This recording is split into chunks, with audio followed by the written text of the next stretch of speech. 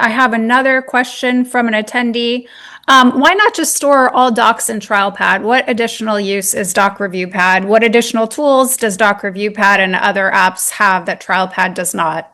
So DocReviewPad, what I have found with TrialPad is I don't necessarily want to clutter it with everything. I consider TrialPad to be a true trial notebook, or in some ways you might think about it as a scrapbook. It is a collection of all the things that I think drive the case forward that I might want to, and it's not all just present this at trial. They are things that I might use in a motion hearing, the case calendar, things that I might need to use at a moment's notice. But I don't want every piece of correspondence or every document in TrialPad.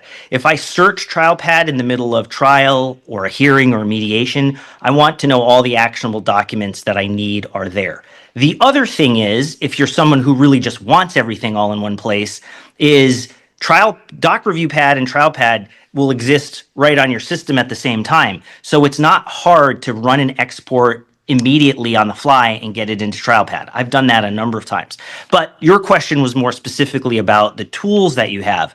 One of the things that is powerful about DocReviewPad is the ability to issue code and tag your documents. Let me collapse these out so that you can sort them into ways that you can do. I mean, you can create subfolders to your heart's content in TrialPad and organize your information that way. But it's far easier sitting down with a document and using, say, this speed review tab down here at the bottom, or and tagging the document for a variety of things. Like these were documents that were used or planned to be used in a direct examination of a witness, or might be, right? These documents that might be used in summation.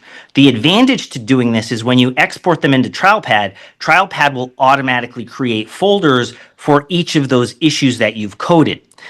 That creates this consistency across the apps in the suite, allowing you to do whatever analysis you want to do in the documents, and then just pull in the ones that you want into TrialPad.